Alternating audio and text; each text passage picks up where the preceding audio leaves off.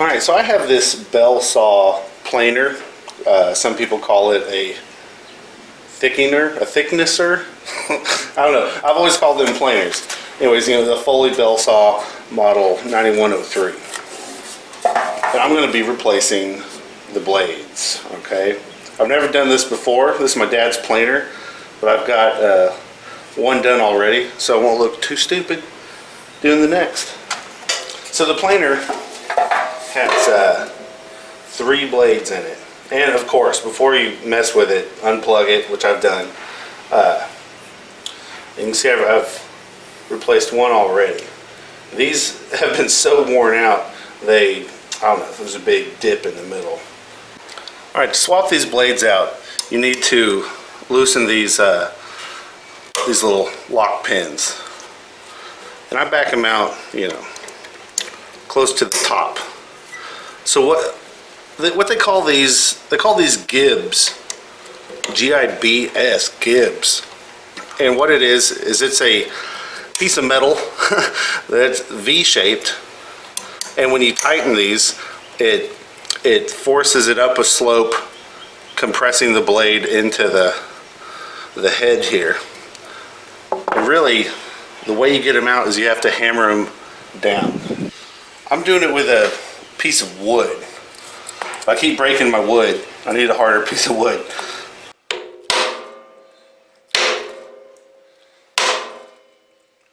There. Yeah, you really got to give it hell for it to get loose, right?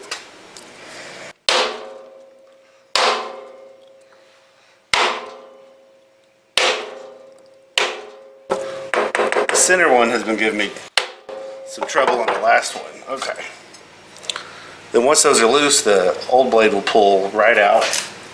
And then once that's out of there, there's enough space to get the gibs out. The center one has a little spacer on it.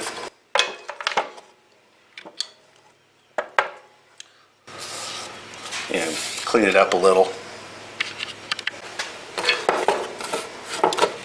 So cleaning these up, they're really not that bad, you know, because they're friction fit in there, so not a lot of dust can get on them. So just doing mostly a wipe off the bottom. It's not that important, I wouldn't think. Then also I'm going to give a quick wipe to these. I'm going to lower the height adjustment just a little.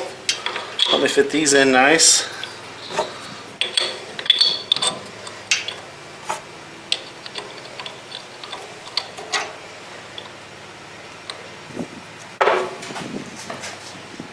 I'm going to take the fresh blade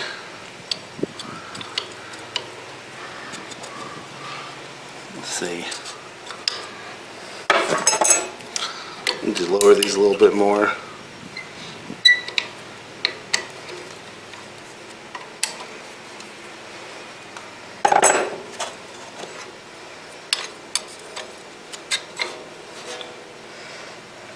Okay, so let's adjust the height of the blade. Alright, so I've looked up the instruction manual, a PDF you can download.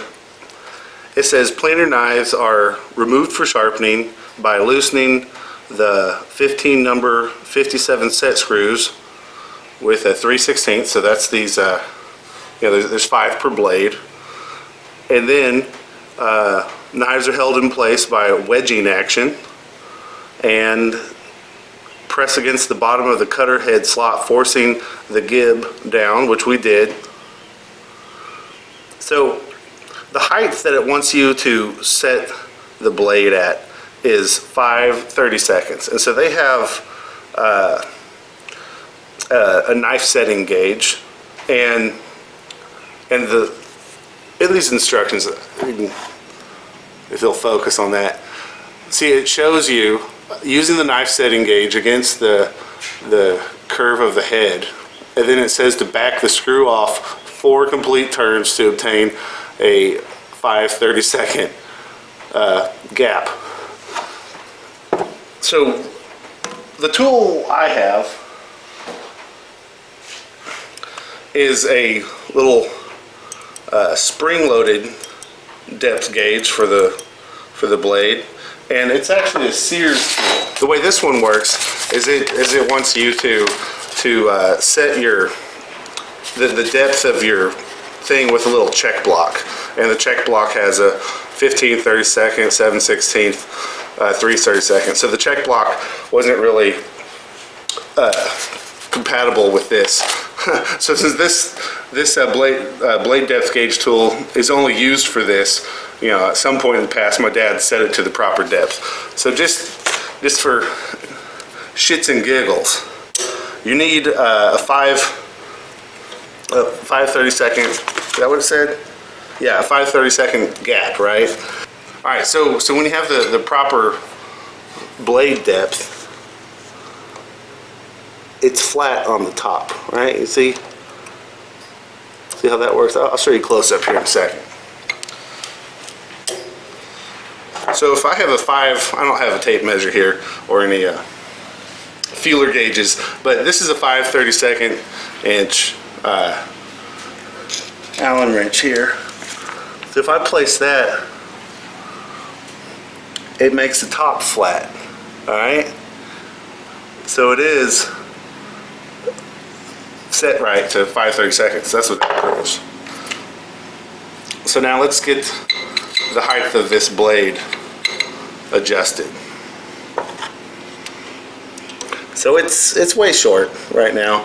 We're going to use our 5/32 Allen wrench. We're going to bring the height up just a bit.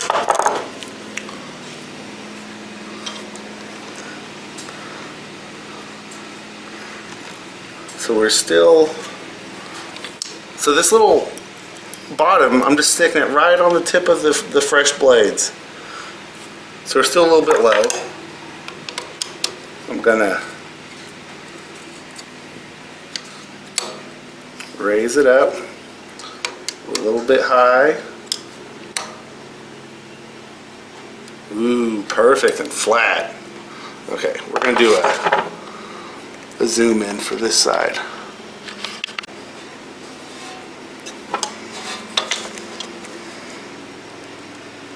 Okay, so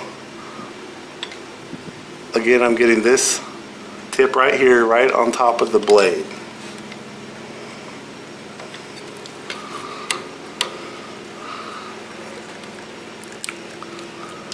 And this top part here is just a little bit low. Well, is it? It's just a tiny bit low. So I'm just going to back that out just a tiny little bit. Make this screw just a little bit taller. So as you have pressure on this thing, it has a tendency to want to lift on one side. So you got to push it down as you check. But that looks just about perfect and flat right there.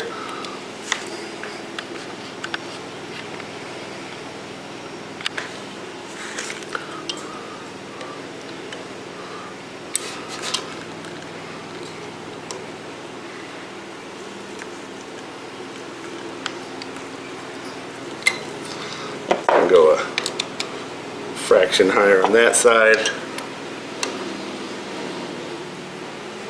Okay. So I'm going to start tightening this down. So the blade is the same width as this cutting head, whatever that's called. All right, so I just get that lined up on the sides. But the gibs are a little bit longer. So I split the difference. Just the way it came apart, and just splitting the difference between how far they stick out either side. I'm going to use the center piece first. So there's a little spacer that goes with it. Gonna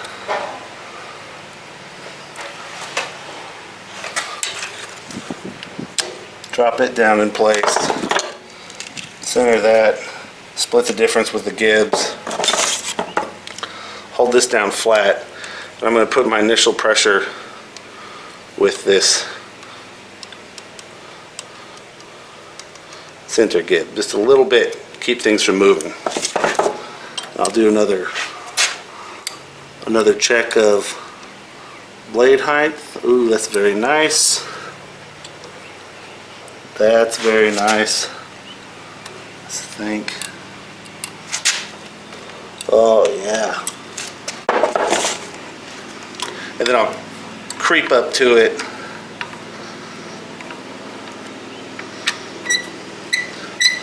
With these.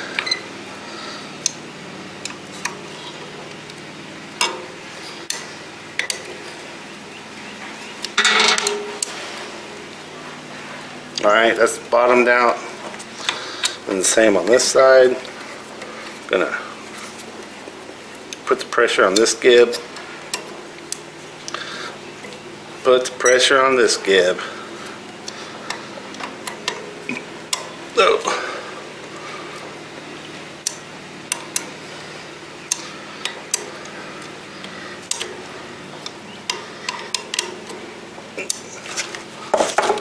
Then I don't think it has moved at all. I'll just go ahead and double check. Perfect. Perfect. Is it perfect? Yeah, it's perfect. Whatever. Better than what came off, tell you what. I'm gonna give this a final little lock on this stuff here.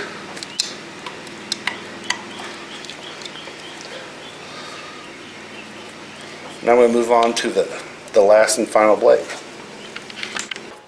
On that last one, as I hammered this down, it made contact slightly with these height adjustment sets. So I'm going to just lower those down, get them out of the way. See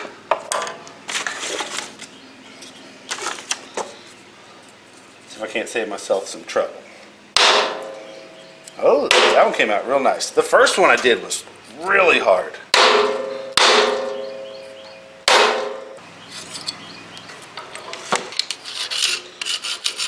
Alright, so slide the new blade in. I'm going to go ahead and drop the spacer behind this little short gib.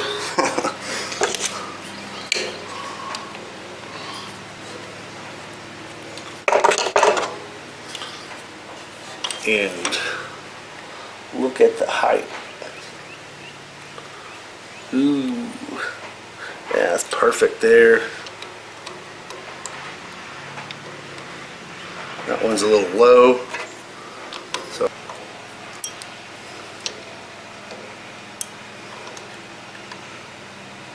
yeah, happy with that.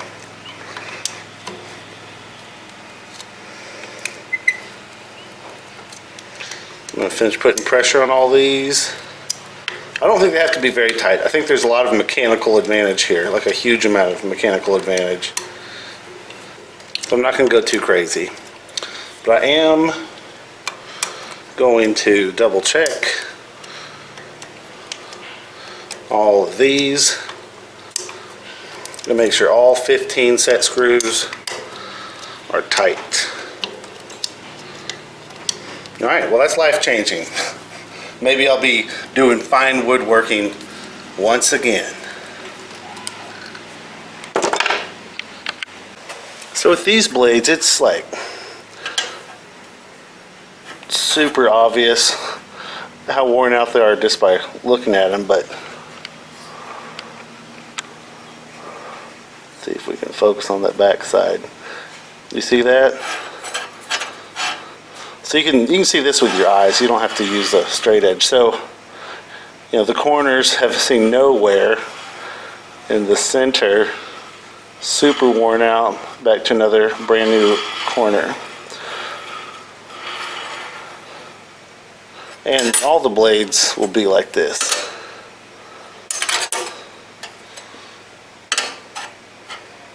They get the same nicks, like if you run a nail through there, you'll get the same nick on all three blades. Alright, so over here on the side, we have a height gauge. And this one you just crank it around by hand. These boards are 2x6s, but they're a little bit bigger than 1.5 inches. So I'm just gonna, I guess, go a little bit over 1.5 inches and see what that gets me.